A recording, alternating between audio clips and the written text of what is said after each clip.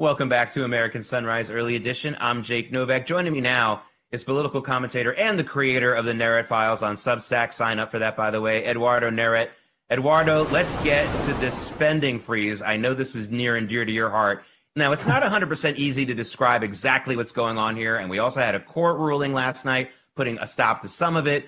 But the easiest thing for me to say is that the Trump team wants to slow these payments down to get to the bottom of what's wasteful and what isn't. How do you think it's going so far, Eduardo?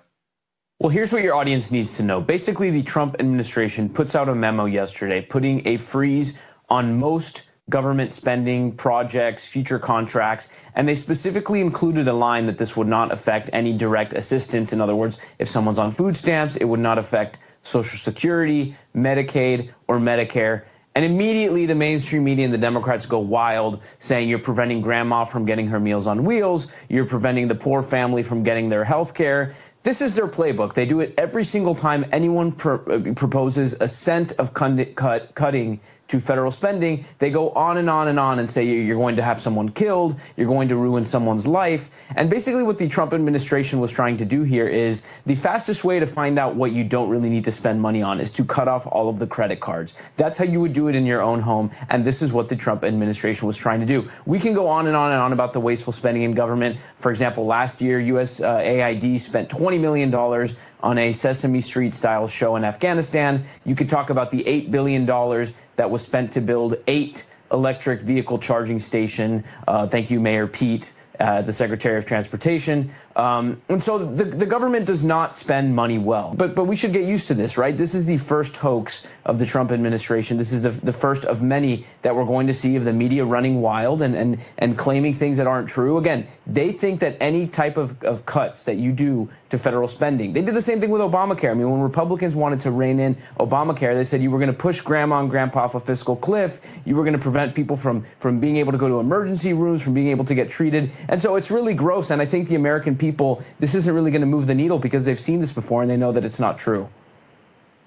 Eduardo, one of the things the Trump team is focused on is the funding for these NGOs, non-government organizations. These are the same NGOs, by the way, that were exposed just a few months ago for taking our taxpayer money to help illegal immigrants come into the country to take more of our taxpayer money. This really feels like a revolving door money scam. I think this is going to be the second part of the freak out. They're going to be sad. They're going to say that we're trying to harm the illegal aliens. Although this one is not going to work, I don't think, right?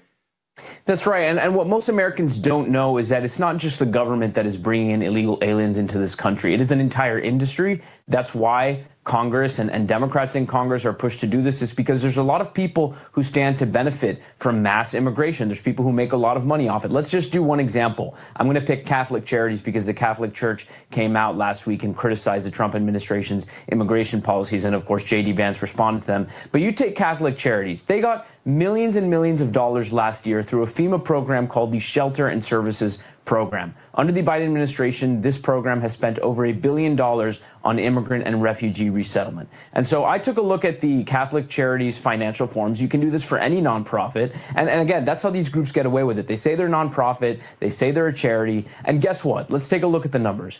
Catholic Charities, every C-suite executive at that company is making over $100,000 a year. The CEO makes close to $250,000 a year. This is an organization that spent over $1 million in pension and 401k for their employees. They spent millions of dollars in salary. They spent close to $4 million in office expenses. And so this is what your taxpayer dollars are funding. And so, of course, when an organization that basically exists on donor money, they exist off of free money from the government. When they hear that the Trump administration is going to cut off that gravy train, what else do you think they're going to do? I mean, is it really a surprise that they go out there and they claim, no, we need this money. This is terrible that they would end this? Because what they're really saying is you're going to end our nice six-figure salaries. You're going to end all of our expenses. You're going to end all of our operations. And so there are people in this country profiting off of this mass migration. They are profiting off of the human smuggling and the bringing in of these people into our country who many of us can't even vet. We don't know who these people are. They don't have the basic skills to operate in our economy.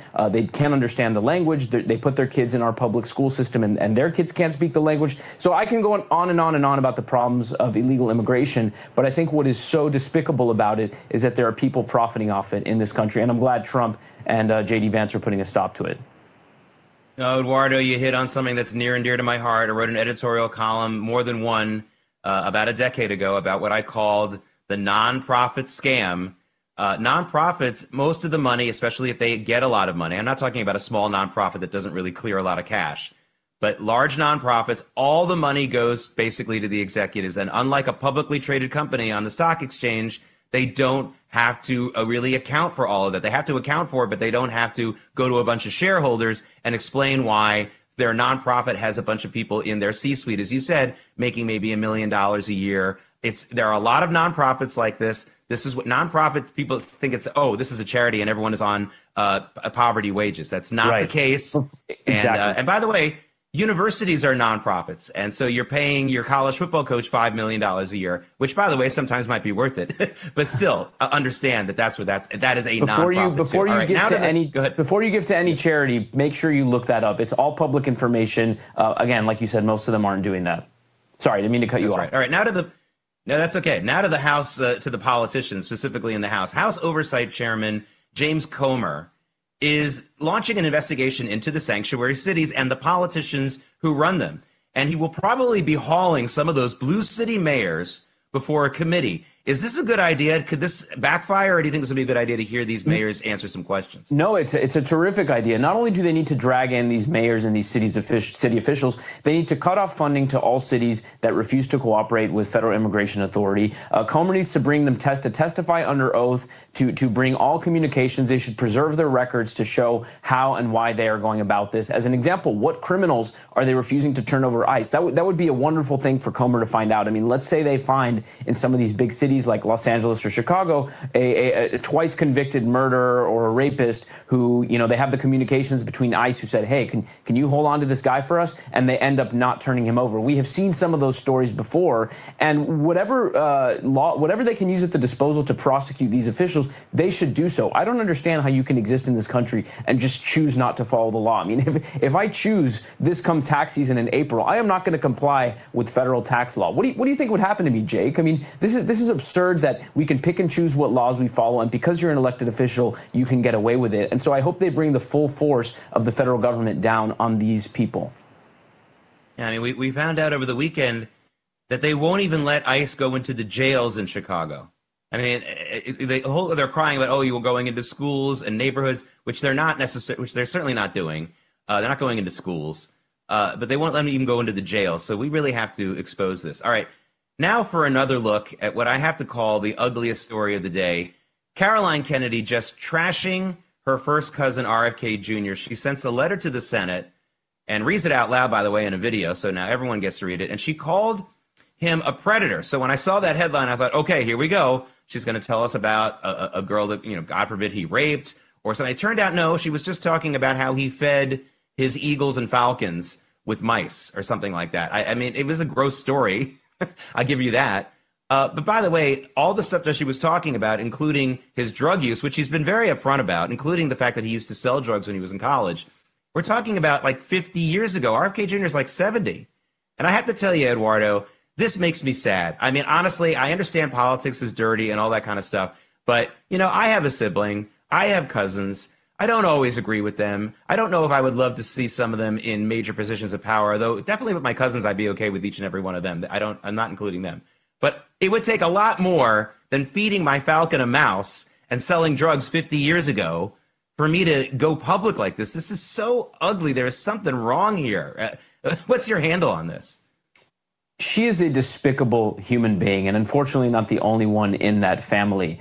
Betrayal is one of the worst things that any of us will ever go through or experience in life. We will experience it, unfortunately, most people from those very close to them, and that's why it's so painful. And so for her to do this, I think on the public level, is so shameful. It disgraces the legacy of her father and her uncle. And I think what is so telling about it is if there was something that was truly and deeply of concern that she felt she had a moral obligation to come out and say against her cousin, there are avenues with which she could have done that. She could have privately reached out to some of these senators and say, hey, you know, I really think you ought to know this very important thing about my cousin. For obvious reasons, I don't feel comfortable doing it publicly, but I thought you should know. And she could have done that. And I suspect if it was of real importance, that's what she would have done. The reason why she goes public with this BS story about how he fed his birds is because she knows that would not have carried any weight privately. So what does she do? She goes to the media like a good Democrat does, like a good Kennedy does, who is playing the game of partisan politics, and goes out there to get this media win and the headlines, like you say,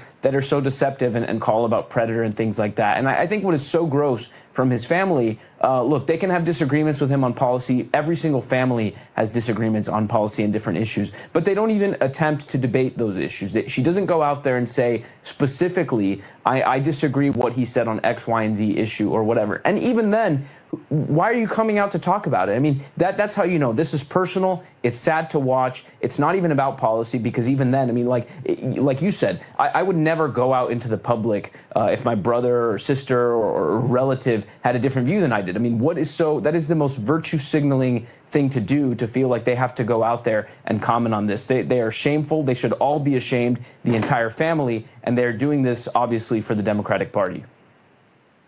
All right, everybody, here, listen up. If you're an Eagles fan, listen to me. I want you to go to the hearings tomorrow on Thursday, and if any one of the Democrat senators brings up this eagle or falcon feeding story, I want you all to break out in the hearing room into a version of Fly, Eagles, Fly, and that will be the best ending of this story. All right, Eduardo Neret, thanks for joining us. Have a great rest of your week.